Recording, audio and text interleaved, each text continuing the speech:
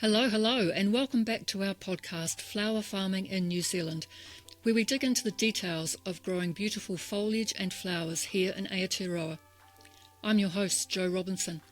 I've been a flower farmer for over 20 years, and I'm passionate about the flower industry and helping others learn. Do join us as we talk all things flowers to encourage the growing, buying, selling, and the use of local blooms. This week, I'm delighted to interview the very inspirational Lisa from Flora Flowers. Lisa juggles all aspects of her business like the boss and seems to always remain calm and organised. At the moment, she's in the middle of a semi-tropical cyclone and she still managed to turn up for this interview. Welcome, Lisa. So pleased to have the chance to talk to you and to find out a bit more about Flora Flowers. Hi, Jo. Thanks for inviting me. It's a bit of a new adventure for me being on a podcast, and I'm looking forward to chatting with you. So to start off with, for people that don't know you, can you introduce yourself and tell us where in the country your flower farm is? Hello, everyone. I am Lisa Bindon, and my business name is Flora Flowers. It's a flower farm that's situated in Warkworth, which is about an hour north of Auckland. So how did you get started in flower farming? Well, to be honest, totally accidentally. I never ever set out to become a flower farmer. I spent 20 years as an artist while my children were growing up, and as they were leaving home, I just felt like I needed something different, and I went and trained as a florist, and it kind of happened from there. That's amazing that you worked for 20 years as an artist. I'm not that kind of creative person, so I find that really amazing that you can change your creativity from artworks to floristry. But what drew you to actually growing the flowers rather than staying as a florist or changing to growing something else other than flowers? The reason I started growing flowers is that when I did my floristry training, I had no idea of the number of flowers that got imported, covered in spray, and during my floristry training, I was handling them and I went, this is wrong. This is not good. And so, although I was an artist, my background is in horticulture and I grew up on a market garden and I still have access to that market garden land. And while I was doing my floristry training, I went, I could grow this to use. That would be so easy. And so I just did, and it just got bigger and bigger and bigger every year. Until the floristry kind of disappeared and the flower farming was the thing I enjoyed the most, and here we are. I don't think that's accidental. That's considered growth to meet a new role in your life, really, isn't it? Yeah. It's not like a dream that I had or anything like that. And I'd never considered growing flowers before doing the floristry course. You said, Lisa, that you've had horticultural training. Was that before or after you started your flower farm? That was actually kind of my whole life. Growing up on a market garden, back in the 70s and 80s, we were just always involved in everything, even getting up at midnight to put frost covers on the crops. And so I don't know why, but straight out of school, I did a horticulture degree. I actually was booked in to do vet school and went and did some work experience with a vet and realised that part of the job is putting down perfectly healthy animals. And so I quickly went, what else can I do at Massey University? And it was horticulture. So I kind of accidentally did a horticulture degree as well. It's a bit of an accidental life, really. It's kind of hard to accidentally fall into a horticultural degree. There must have been something in your brain that was sort of saying to you, I really like having my hands in the dirt, so this is somewhere I could go. I guess so. I guess it was familiar because that was all I'd known growing up. It was familiar. And to be honest, I like animals, plants. I'm a people person, so it was animals or plants, and decided it wasn't animals, so it had to be plants. Okay, I love that. So even though you're not a people person, you decided to do floristry training. I don't know what I thought I was going to do with it. I thought I was going to set up a little floristry studio at home and just do bouquets on a Friday or something like that, something simple. Would you say then, with the things that you have trained on and the channels that you have gone down to get where you are now, do you think that actually life experience has taught you more than formal education? Oh, definitely. Definitely. I mean, my floristry training was not a formal floristry training. It was probably what you'd call a career course set up by a florist. So I went and did a day with her once a week for 6 months, and she took me through everything. I have tried the online floristry course after I did my practical floristry course and didn't actually think much of that as far as teaching you anything useful. But it is an option that's out there. But no, I think learning on the job, it's a learning on the job thing with growing flowers. And even floristry, you can be taught, but you've just got to do it again and again and again. And also, some things you can't learn, you've either got them or you haven't, I think. So when it comes to things like colour combinations and making things look right, it's just easier for some people. And I guess having the art background, I found that side of it relatively straightforward, combining colours and knowing what I thought looked good. I mean, what I think looked good isn't necessarily what everyone else thinks looks good. It makes complete sense that your artistry moved from whatever media you were working in to flowers. That's just an extension of artistry, isn't it? So I think that's a fascinating combination. So tell me, Lisa, how big is your growing space and what kind of setup do you have? Because I know it's quite different from what a lot of other farmers work with. So I am in a unique situation where I have two sites. My main site is at my parents' old market garden, which is at Point Wells, about 15 minutes drive away. That is a beautiful, flat, sheltered site with long rows and beautiful soil. It has pukikos, which is a major problem. My other site is on my home. I've got a lifestyle block in Warkworth, and that's where I grow some of my flowers. Usually I grow spring and autumn at home and summer at my other block at Point Wells. But here we're on a slope.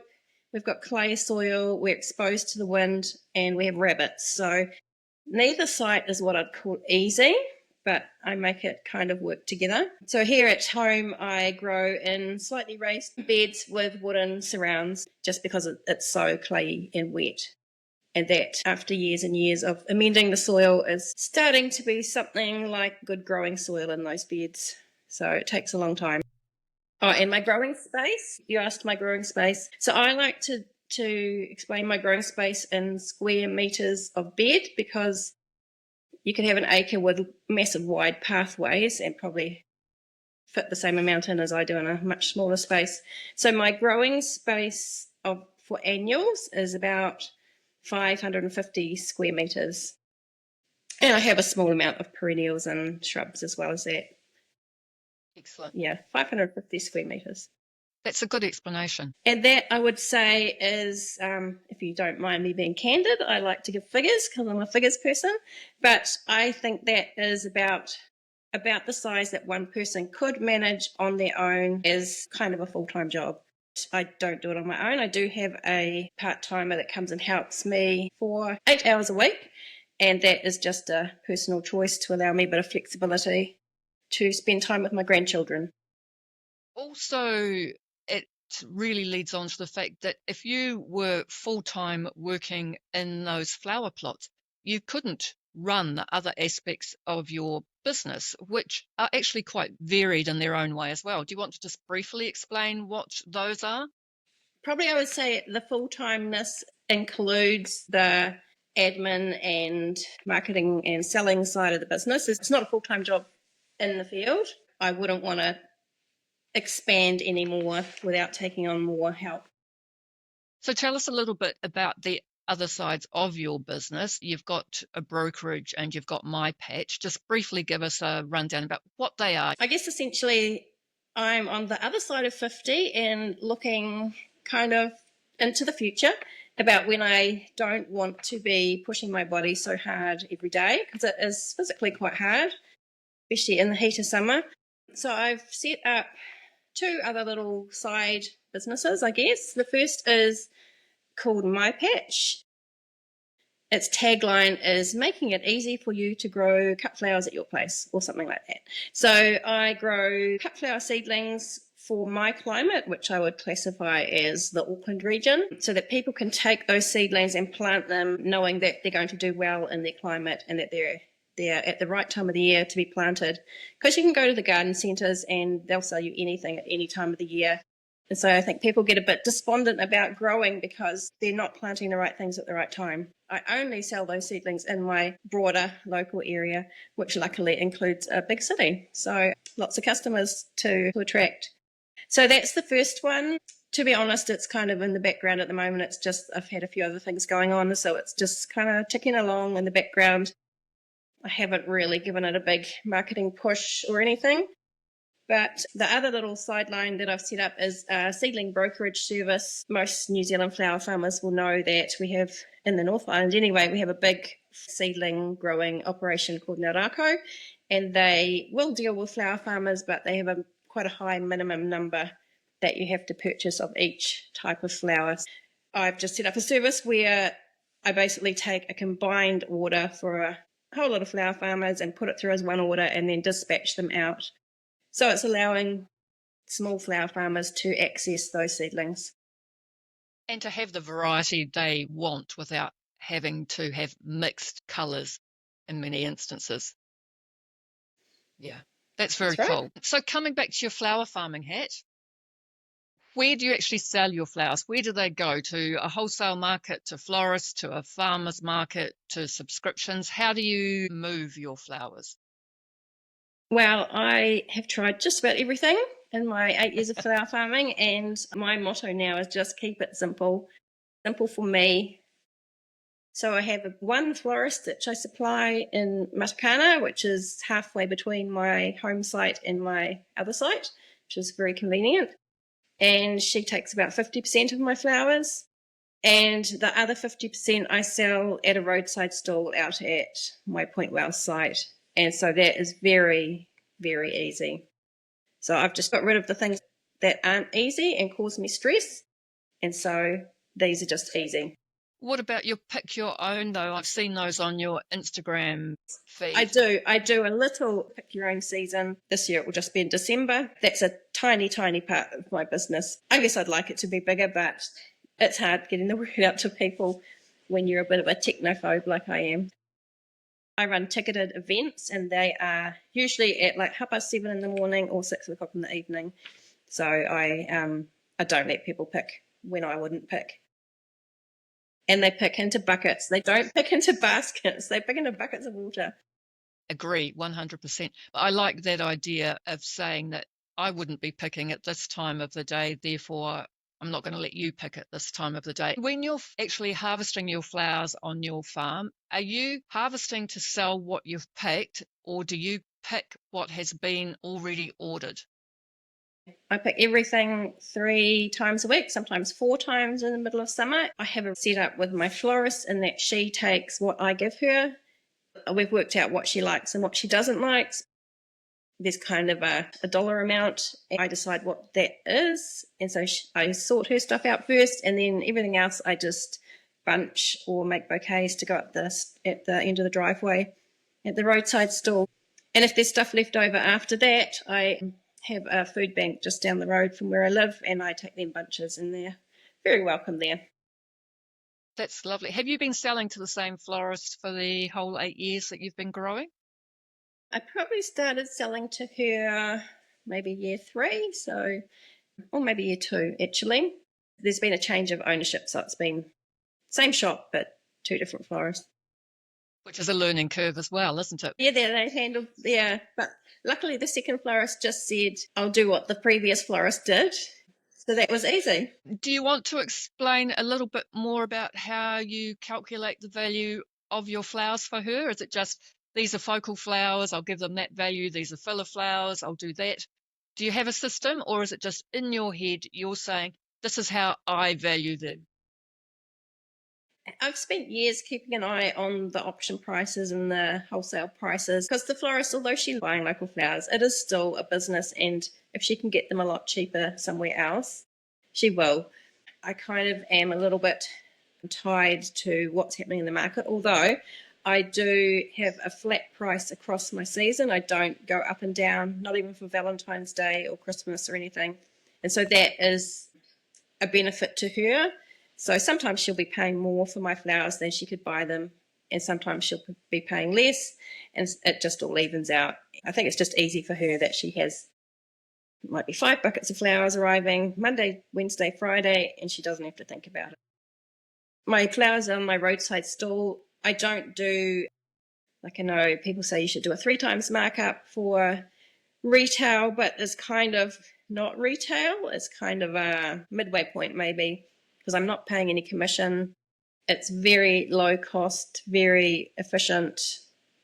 I do very basic bunches and bouquets. And it doesn't take me much time. I'm not driving to a market and sitting at a market for 8 hours to sell them.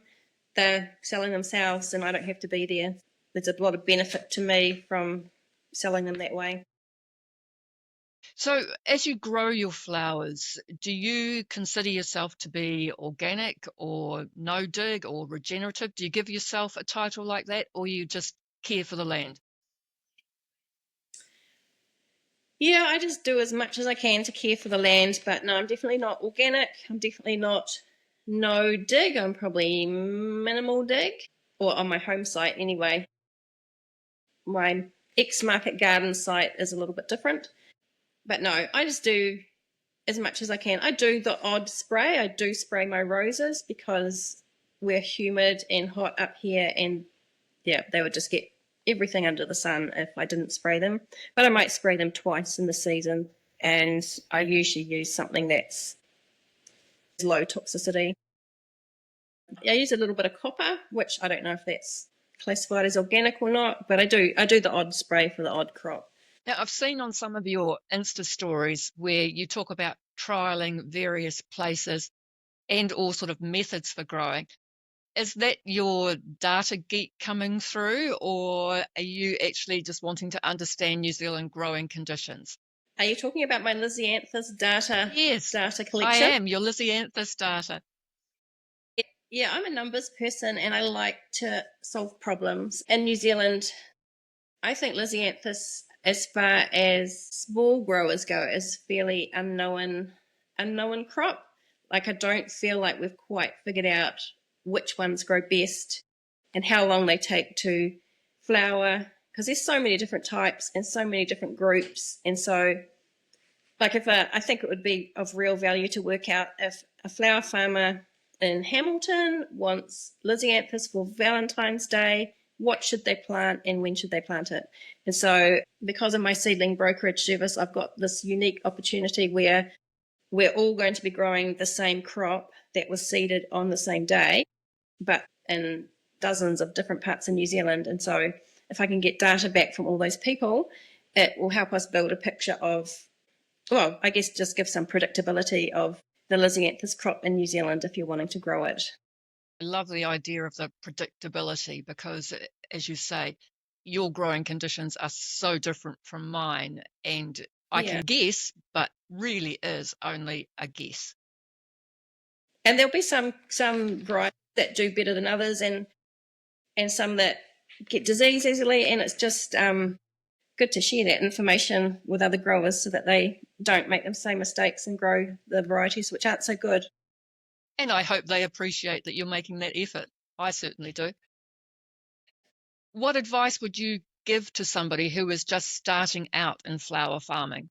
I know it's so hard to do, and I doubt that anyone starting out would listen to this advice, but it's the advice that everyone who's been in it as long as I have will give you, is start small, keep it simple, and learn to grow first before you get into all the interesting flowers. Like, learn to grow basic flowers before you learn to grow all the interesting flowers. I would say don't worry about season extension. Like, you see all the Instagrams of crop covers and tunnel houses and all that stuff. I would just not bother about that your first year. Just learn when your growing season is with no extra help at your place. So, is there something that you wish you had known earlier, although you've had lots of life experience and growing before you did flowers? Was there something that you wish you had known? I wish I had understood what a tie a flower farm is. It's almost a 365 day of the year job, even if you're not harvesting every day. And I don't think I quite fully understood, even though I had grown up in a market garden, I should have understood that. I don't think I fully realised how much it would impact the rest of my life and my ability to spend time with family, go on holidays, all that kind of stuff. You've got to be smart about how you do your business so it's not such a tie. And I think the other thing I wish I'd understood is, I still need to learn this now, but I think probably took me the first 5 years. I kept going, right, I've got this sorted, so next year will be perfect. There's never going to be a perfect year of flower farming because something always comes up, whether it's in your personal life or a weather event or just a random crop failure. And I think I've finally got to the point where I just shrug it off and keep going. So what's your personal favourite flower to grow and why is it your favourite? I would say it's the boring old sunflower. That is my favourite to grow, and I just love it because it's a short turnaround. It's usually pretty bulletproof. I've had the odd thing go wrong, and it's predictable. What's the worst flower to harvest? Well, I don't grow flowers that I don't like harvesting. So the phlox and the cornflower and the gomphrena, they're all gone. I don't do them anymore. But of the ones I have retained, I would say straw flower. I don't like harvesting just because when I strip it, it really stains my hands. And I know I could probably wear gloves and solve that problem, but I haven't got there yet. And so that's probably my least favourite to pick. Although it's quite an easy harvest, it just stains my hands. Do you have a favourite moment of the growing season or of the year? Do you prefer it when it's quieter, busier? I quite like spring because everything's starting. I love going down and looking in my greenhouse and seeing all the seeds coming up, and I love seeing the first dahlia pop out of the ground and things like that. So I think, probably spring is my favourite season, not because of the flowers that are flowering there, but because of how it's kind of the start of you setting yourself up for the rest of the season. So it's full of hope and nothing bad has usually happened yet.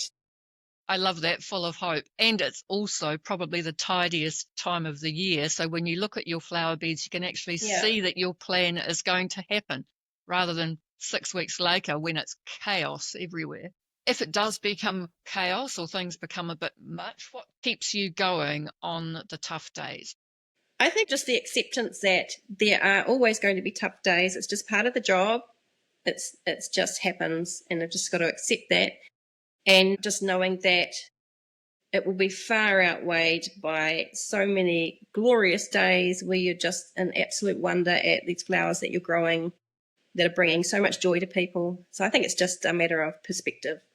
Looking towards the future a little bit, are there any new varieties or ideas or more experiments that you're excited about? I guess I'm a bit excited about my new dahlia varieties. I've been breeding dahlias when I say breeding, I've been growing them from seed for 4 years now. And so my oldest tubers are 4 years old and I quite like them. Not quite ready to release them into the world yet, but that's something exciting that's coming. I've stopped buying dahlia tubers from other people because I don't need all the named varieties from overseas and that. I'm just going to grow my own varieties. So that's quite exciting. When you say you're excited about that, is that an understatement? Are you thrilled to be able to use your own seedling plants as a productive crop? People don't know, but in my bunches at my roadside stall, they're getting totally unique dahlias and they have no idea how lucky they are. The other interesting thing which has happened is my husband has helped me come up with a crop planning tool. He's a computer programmer and he has transformed my crop planning spreadsheet into something a bit more functional. It would be nice to be able to share it with people, but I'm not quite sure how that will all pan out.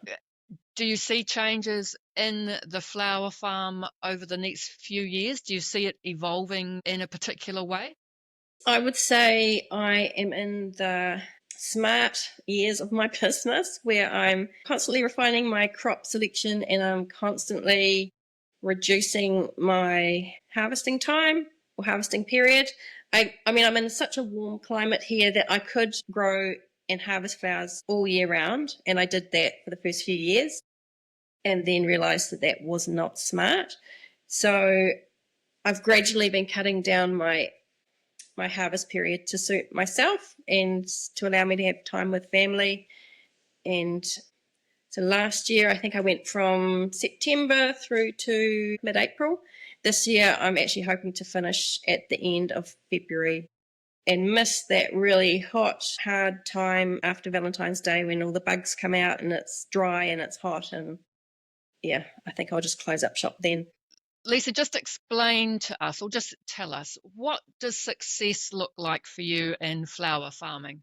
So for me, successful is having a business that produces profit while still allowing me to have flexibility, to have time off with my family. So I think I'm working towards that slowly. It's not easy, but I think I'm getting there. That's fantastic. Thank you so much, Lisa. It's been an absolute pleasure to talk to you. You really are inspirational, all the different bits of your business that you juggle.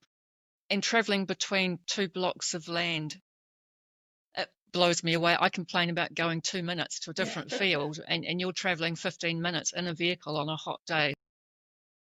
My hat is off to you for the way that you juggle your business. It's just what it is. You just get used to whatever your normal is. You do, but I think it's your considered approach to how you want to go to the future. You want to be able to run your business so that it suits you, not let your business control your life. You're controlling your business. So I think that that's the takeaway we should take from today, is that the business has to suit you. And for that, I think everyone who listens to this should be grateful for that bit of advice.